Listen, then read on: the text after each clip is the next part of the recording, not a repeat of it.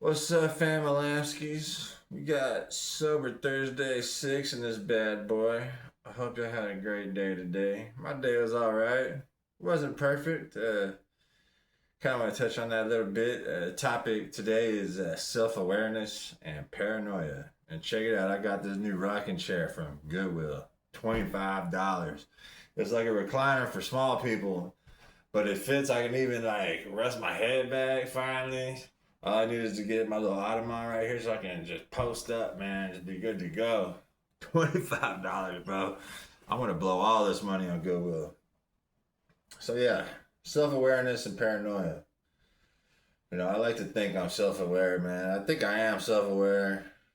Pretty good at self awareness, but it's not like a constant state, is it? It's like something you gotta like fight for every moment of every day. And so like today, uh, my brother sends me a text, say, "Hey man, we got the deed faxed over, but don't get your hopes up, because the weather's bad. I might not be able to get an appointment for the notary today, so you might have to wait till next week." And I don't know what Eric's up to, and he might be too busy today too. And it just like something about the way he said it just rubbed off the wrong way on me. And just like he was just like trying to placate me or patronize me or something, right? And so this is the paranoia, because it's over text. I only talk on the phone, and that's something I need to work on. And so I was just like, why is he like just like talking down on my? And like I have problems with being paranoid. And that's like the primary reason why I gotta stop drinking, because all the verbal abuse that I commit while I'm drunk on liquor, it's mostly born out of paranoia. Like abandonment issues and stuff. Like sometimes I wonder, am I borderline personality, or am I only borderline when I'm drunk?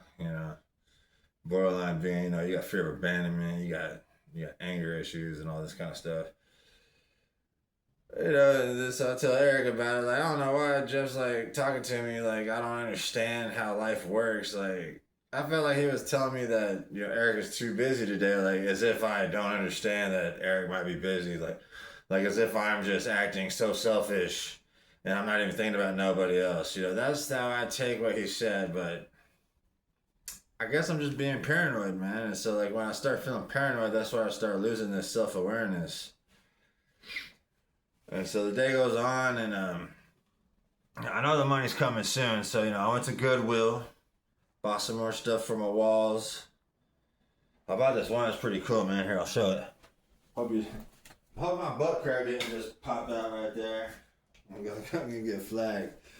But yeah, this was $12. I really like city lines, or cityscapes, I guess is the right word. And this is New York City, but it's like old school, bro. If you look at the cars and shit, I don't know if you can really see them. But like this is like an old photo, and it was $12, and it's cool, man. I'm gonna put that above my TV. Uh, but yeah, man, lots of and she's. I don't know if you can see the chair all that well. There. There it is, bad boy. $25. All right, so yeah, so I'm walking around all day just kind of feeling pissy. Like, why does he treat me like this? And then, I tell Eric about it, and then Eric doesn't respond or acknowledge it. I don't want Eric to take my side. I don't want him to be like, yeah, fuck Jeff.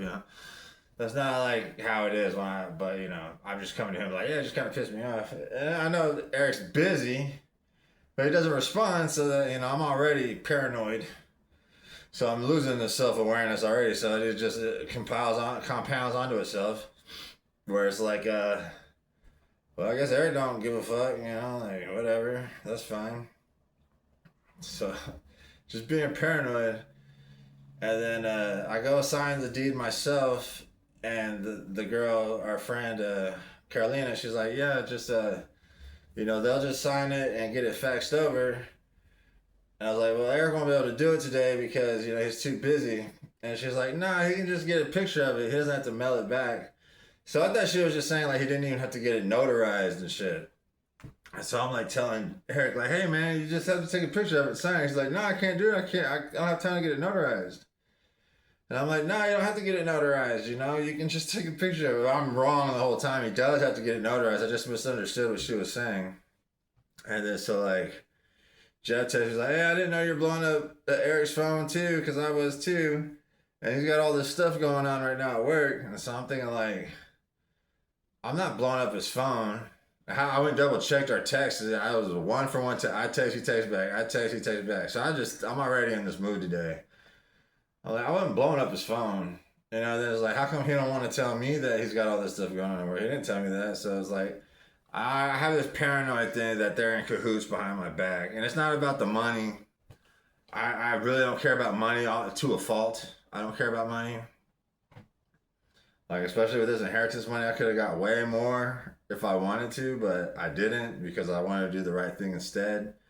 I made it a three-way split where originally it was me getting the lion's share, Jeff not getting anything, and Eric getting like a little bit, which that's a whole other story, a whole other topic. So, I gave a lot of money just because it was the right thing to do. So I'm not obsessed with money, but it's just the idea of them like, it feels like they have conversations, like they say, here's what I told it to Jeff.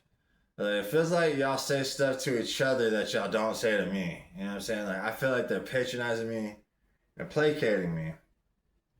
But see, there's no self-awareness there. I'm like purely in my paranoia. But then like once I express this to Jeff, then that's like how I can overcome this paranoia is by expressing the paranoia. It's kind of unfortunate, like as soon as I say it to him and he's like, well, I know you're gonna be mad no matter what, and then like that's what I'm like, well shit, I guess I'm being paranoid. And then I'm able, once I verbalize to myself, I'm being paranoid, then like the spell kind of breaks, right? But like, unfortunately, I have to say the thing first. And so I was telling him, man, that's why I'm glad I'm not drinking, man, because, I said one little mildly snarky text to him about how they can just talk to each other, man. They don't need to call me and stuff.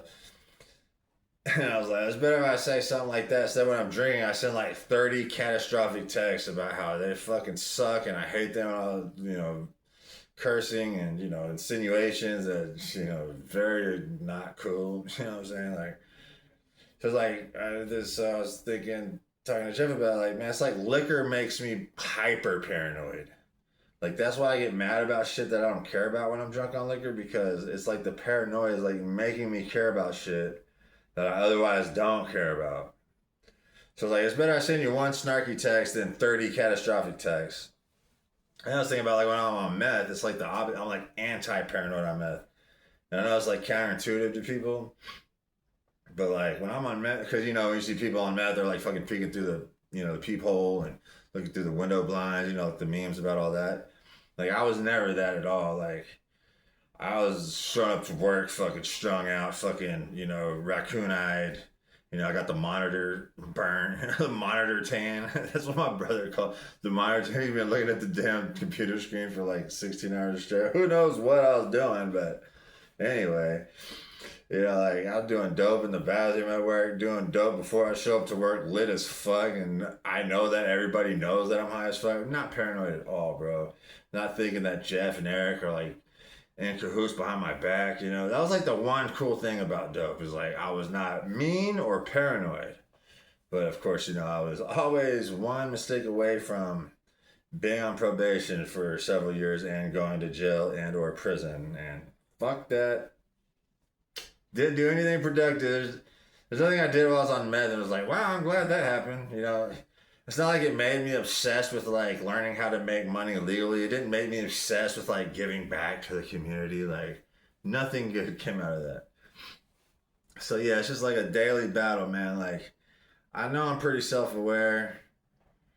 I try not to like be stuck up about it to myself. That's why I always say like I don't think I'm better than anybody else. I think that's like part of something I say to like enforce my own self-awareness. Because if I don't remind myself that I'm not better than everybody else, then I think I'll default to that.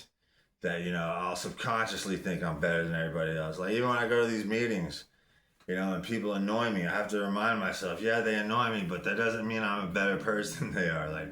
Like today, I went to a meeting today. I was gonna go to church today, but the Celebrate Recovery Church, they shut down today because the weather's bad allegedly, even though it's fine outside. But so anyway, I didn't get to go, so I went to a meeting instead.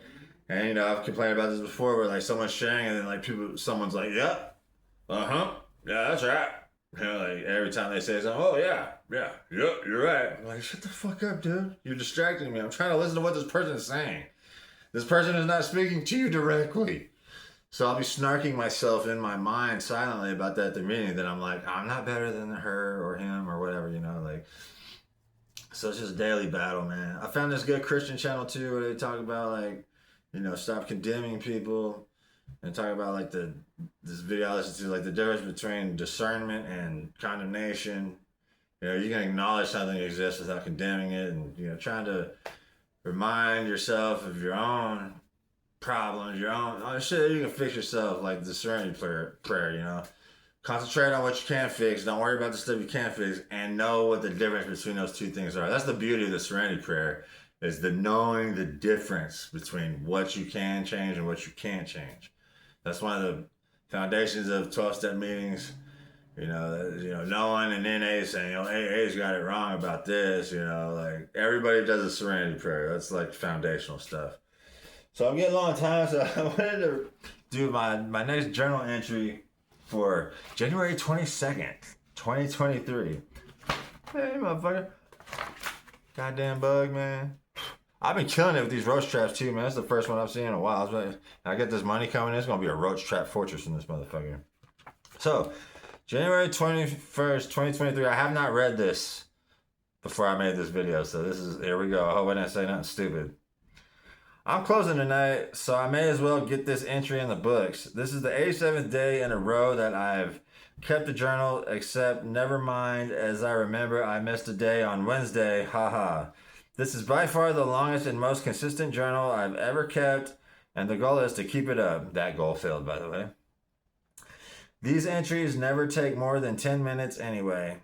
I used to spend 10 minutes scraping resin to get me high for 10 minutes. But these memories will last forever. Yeah, I do. Especially like K2 Spice. Like, I used to mile it. Oh my God. But yeah, weed too. Like scraping resin. Like, if I'm out of money, out of weed, I was all about getting that resin. Boiling the pipe and fucking scraping out the wet resin and filtering it through a coffee filter. I did all that shit. Just to be high for like fucking 5-10 minutes, bro. Jamal Hill beat Glover Teixeira, and Brandon Moreno, a.k.a. Crybaby Motherfucker, beat Figgy to win the quadrilogy. Hill beat Glover badly. His face was bloody and swollen. I wish ESPN would cover the whole card. I want to know if Gilbert Burns and Jessica Andrade won. Man, I used to love Jessica Andrade, bro. The way she slammed Rose Namajunas' head down. Man, classic. And she's low-key cute, in my opinion, when she has hair. Yeah. I know she's like a bull dyke, but I think she's low-key cute. Okay, I didn't get to. I love Jessica. She's so bad and cute with long hair, amazing eyes. She does have amazing eyes. Go check her out. I FaceTimed Dad on Thursday. He's doing good. Jeff is coming to visit in March. I briefly saw Sasha and Leo on the camera. I missed them so much. It's gonna be so awesome to see them again. Yeah, the Sasha and Leo, those are my dad's two dogs. Sasha's gone too. She died right after Dad died. She was on her way. I was just so glad she stayed alive long enough to be there for my dad. I didn't want them to die right before he died. That would have anyway. I accidentally brought Lance's windbreaker jacket back from work last night. It was under my hoodie when I hung it up and must have grabbed both when I left. I could have gotten in big trouble. He smokes bud and I didn't check the pockets when we came back. I could have been sent back to phase 0. It would have been a disaster, but all is well, praise Jesus. So yeah, at work I took this guy's coat home without realizing it. And he could have had weed in there, and like I didn't double check, so by the time we got there I would have been fucked. I mean, I would have either got recycled to where you go back to day 1 of the 6 months, or they send you to jail. So that was a hell of an experience right there. Oh my God, let's see if I can do this in like 2 seconds. I don't think I can. Anyway, I better stop. So yeah, man, overall, good day. After I talked about the Paranoia thing to Jeff, everything was cool. So anyway, I'm going to go for this walk and shut up. Y'all have a good day. Talk to me later.